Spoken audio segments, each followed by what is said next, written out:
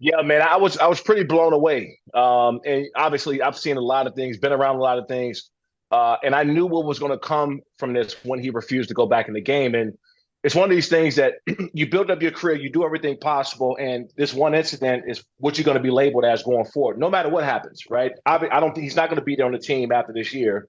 So whatever new team he goes to, if a team decides to pick him up, he's going to be labeled as that. There's no getting out of this. And it's a shame because that 1 second to make a decision kind of erases everything you've done in your career.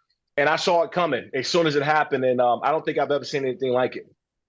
What would you have done, Shawne? If this is someone on your defense, how do you handle it? If you're a vet, I mean, what do you do? Do you say something to him? Do you not? Do you isolate him? What do you do? Yeah, you don't want to handle it in public, right? Because you don't know how it goes to. And certain guys, handle things a lot different, right? So you go to him in public and he might take the offense that he's getting called out in front of everyone else and react to it. So a guy like that, I'm gonna wait till we get back in the locker room and have a conversation with him so he doesn't feel the pressure to respond in front of everyone else. But let me tell you, man, one thing that makes football great is it's the ultimate team game. There's nothing, in my opinion, there's nothing like football because in every other sport, you have one or two stars in your team, you can win. You can win games, you can win the championship if you have one or two stars. In football, you can't do it. You need all 11 guys to execute on one play in order for it to be successful. And so when you got that one guy who you can't count on anymore, he's done. And you're always going to look at that guy the same way. And that's why I hope that he reflects on what happened. And I think his reputation is done. I'll be shocked if another team decides to pick him up after the season because he now is going to be deemed unreliable. And that says a lot, doesn't it? Because he's a 9-year vet. He's not a young guy anymore, but he's an effective player. He was all pro when he was with Green Bay. So he's a good player.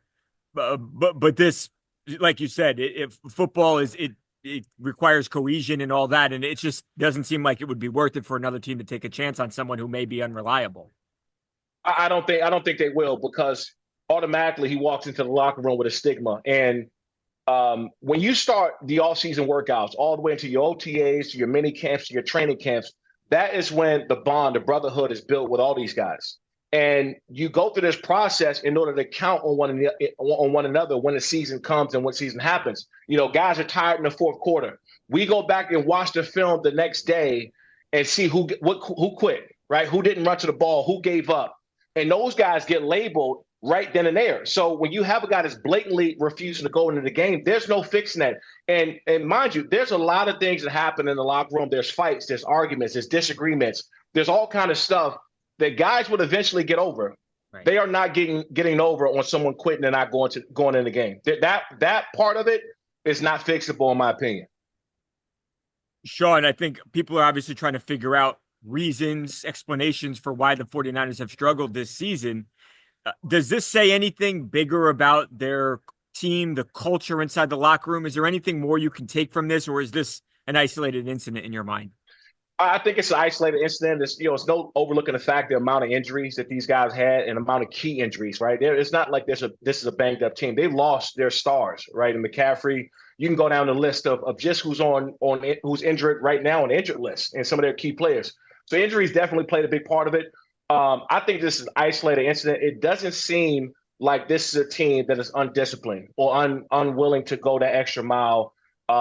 And there's no cohesiveness there. This seems like a team that's together. I think this is an isolated incident of one individual who decided that he put in his head that he's not going to go back into the game for whatever his reasons were at that time. And ultimately, it might be the biggest mistake of his career, if not the biggest mistake of his life. Because let me tell you, after he retires and he's done playing, people will never forget what he did. They will never forget him quitting on the team. He'll never forget him not being reliable. And so this is something he's going to have to deal with for a very long time.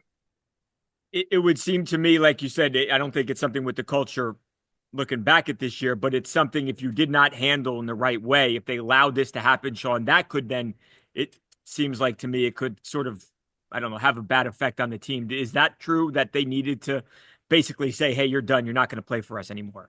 100%. I think the Kyle Shanahan, that organization, had to set the tone to and let everyone know that this is not going to be tolerated here.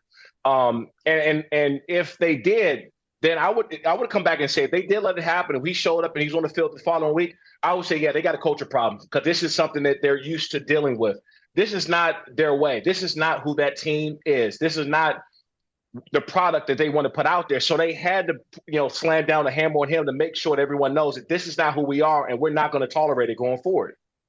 Shawne, do you think if he had, and I don't know where he stands on this, De'Vondre, but if he today said, look, I know I made a mistake and I got emotional in the moment. I wanted to play.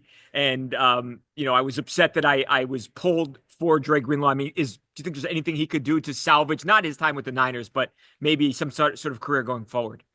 He has to come out with a very heartfelt message and how he messed up. Everybody, I think, will start to understand at that critical time that he made a very, very dumb decision. And at least put him in position to have an opportunity somewhere else. If he comes out and if he doesn't say anything, he's done.